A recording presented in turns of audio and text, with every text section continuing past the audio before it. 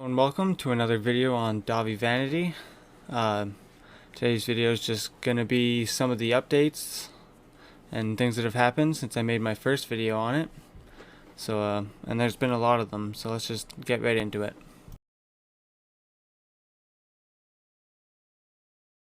Over the last little bit, quite a few YouTubers have been talking about this and investigating it. Repzilla and Pastel Belle have been interviewing and investigating survivors, and Tehmimi and Creepshow Art have made some great videos on this as well. Hansen's also been involved, but I'm not really sure how I feel about his involvement anymore. Because of how badly him and his team fucked up the Onision investigation, I don't know why anyone's still following him and still thinks of him as like some predator destroying machine when he's not. He's an interviewer. He was always an interviewer. And well, it's a good thing that he's, bringing some awareness and getting some of the survivor stories out there. He doesn't know anything about the topic going in. So he ends up softballing and not even really he just listens, like he did with Jeffree Star. I'm not gonna talk about Jeffree too long. I plan on he gets his own video, so I don't want to repeat myself too much. But Chris basically just let Jeffree lead the entire interview. Like, he didn't challenge anything he said. It almost felt like he just helped Jeffree push his narrative. And it felt like Chris was using him for a boost, and Jeffree Star was using Chris to kind of clear his name, even though he made himself look really extra dumb. But again, another video. But I'm not the only one that's noticed that either. Tehmimi and Creepshow Art have been very vocal on how they feel about this, and even iNabber, who hasn't been investigating the rest of it, had to call Jeffree out on his and Chris's conduct in that interview. Tehmimi and Creepshow Art both have great videos on both Jeffree and Dahvie, so I definitely recommend checking them out. I watched through all of Chris's interviews and Repzilla's interviews and Pastel Belle's interviews, and I got way more information from Repzilla and Pastel Belle than I did from Chris's. It felt like you could definitely tell that nobody was comfortable talking to Chris, except Jeffree, because he led the conversation. But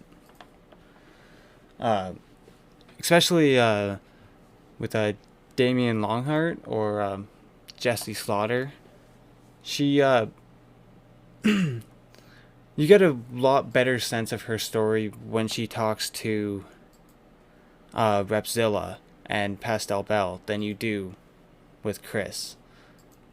But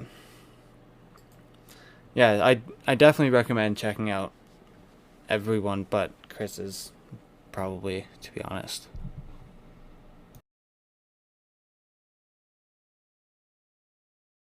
A couple things that I noticed watching through all the interviews is that the story was pretty much the same with every girl.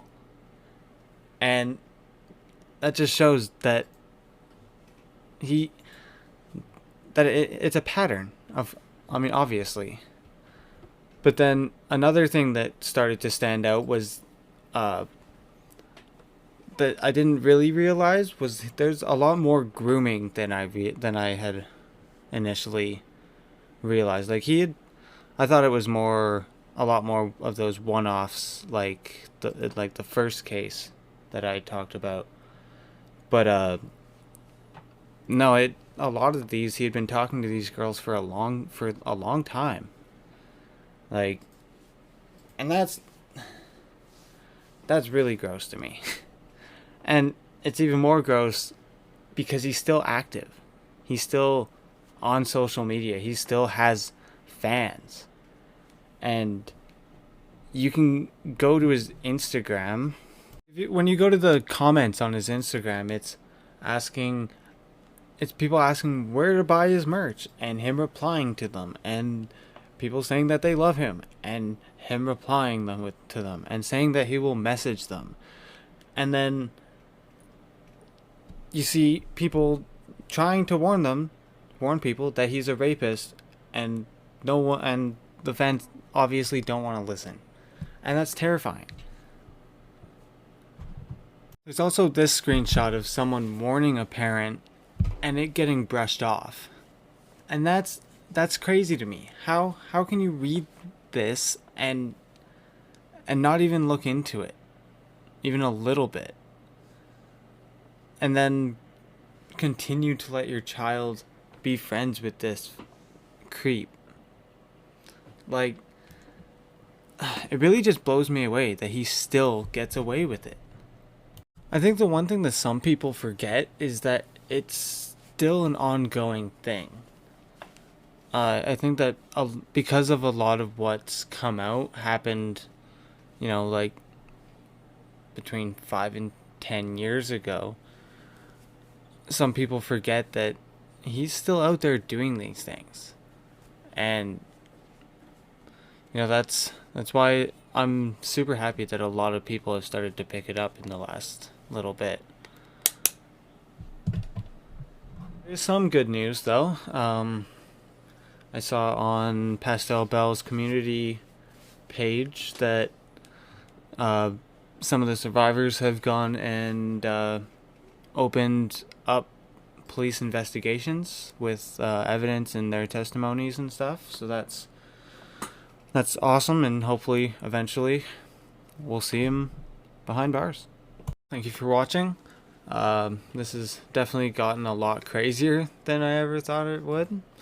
I definitely recommend, Tehmimi, Repzilla, Pastel Belle, and Creepshow Art.